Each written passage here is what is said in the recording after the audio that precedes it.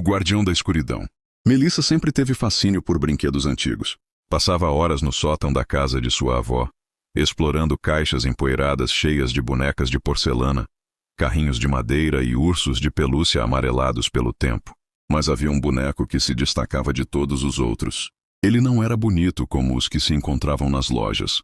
Seu rosto pintado à mão tinha traços severos, olhos de vidro que pareciam observá-la com atenção e roupas de tecido já gasto, costuradas de forma primorosa. Na etiqueta da roupa estava escrito Conrado. Melissa se sentiu imediatamente atraída por ele. Havia algo estranhamente familiar naquele brinquedo, como se ele soubesse algo que ela ainda não podia compreender. Sua avó, ao vê-la segurando o boneco, arregalou os olhos. Melissa, melhor deixar esse aqui.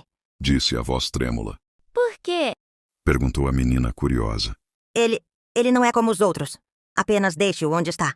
Mas curiosidade era algo que Melissa não conseguia controlar. Com cuidado, levou Conrado para o quarto dela, ignorando a inquietação que parecia percorrer a espinha da avó. Na primeira noite, tudo parecia normal.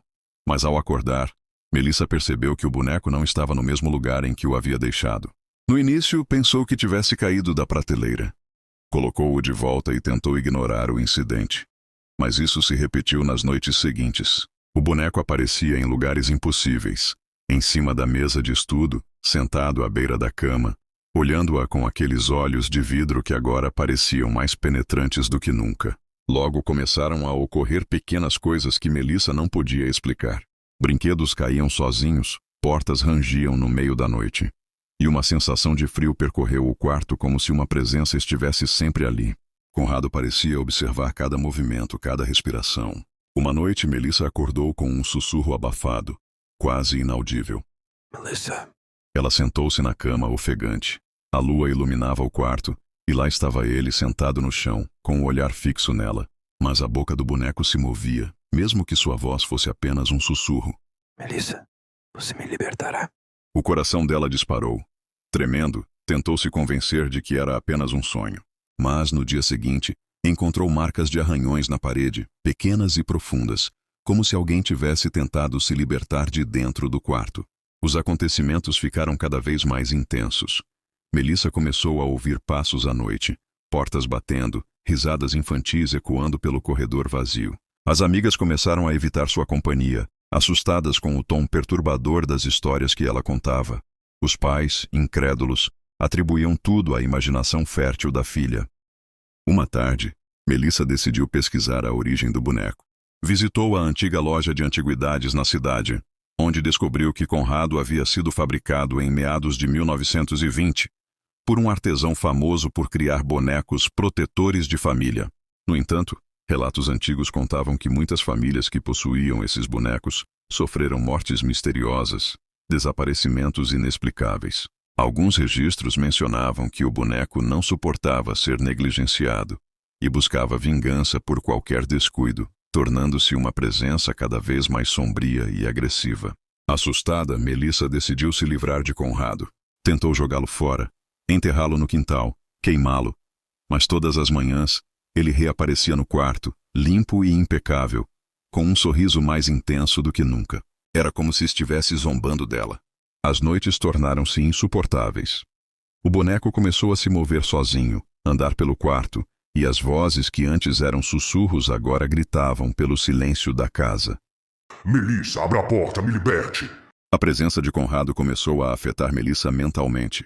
Ela se tornava cada vez mais isolada, incapaz de dormir, e via sombras se movendo pelo canto dos olhos. Até que, numa madrugada de tempestade, algo mudou para sempre.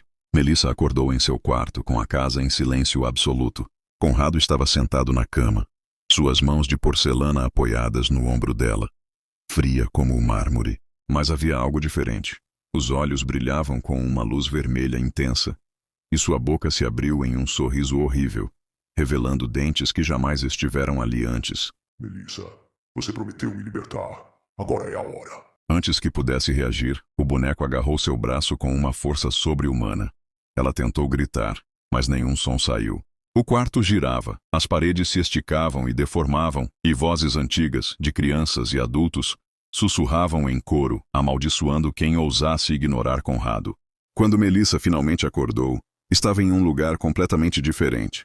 Um sótão desconhecido, cheio de bonecos antigos, todos olhando para ela com olhos vazios.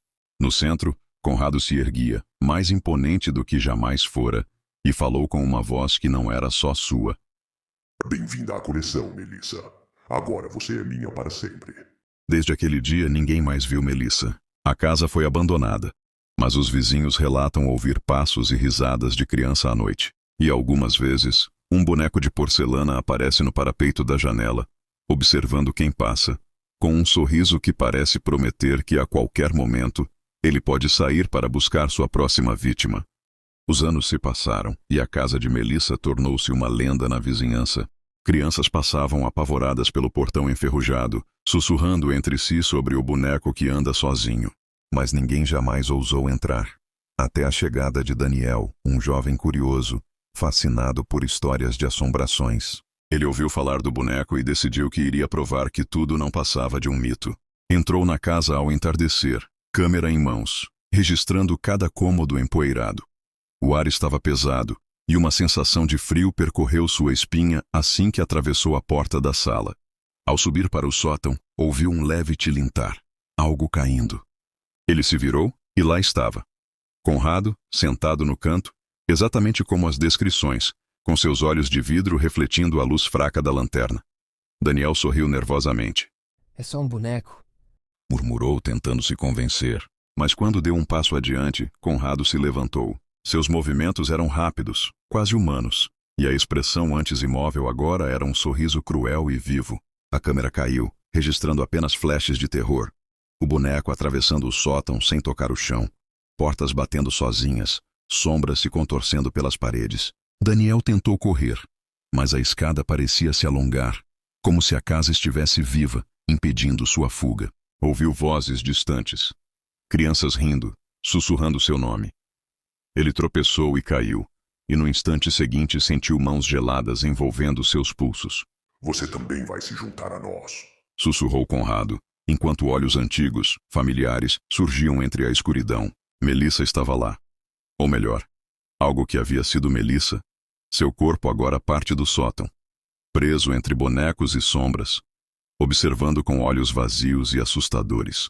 A última coisa que Daniel viu antes da escuridão engoli-lo completamente foi o sorriso de Conrado se alargando ainda mais, e as risadas de inúmeras crianças ecoando, como se fossem um coro sinistro. No dia seguinte, a vizinhança percebeu que o portão estava aberto, mas Daniel jamais foi encontrado. E nos dias que se seguiram, algumas pessoas começaram a notar um novo detalhe. Entre os bonecos antigos no sótão, agora havia um novo rosto, de um jovem rapaz, com os olhos fixos e vazios, sentado perfeitamente imóvel, observando. A casa continua lá, silenciosa, esperando. E à noite, aqueles que passam pelo portão podem ver, se olharem de relance, Conrado na janela, sorrindo, como se tivesse escolhido a próxima vítima. O guardião da escuridão não descansa. Ele só espera. E ninguém que entra lá sai realmente livre.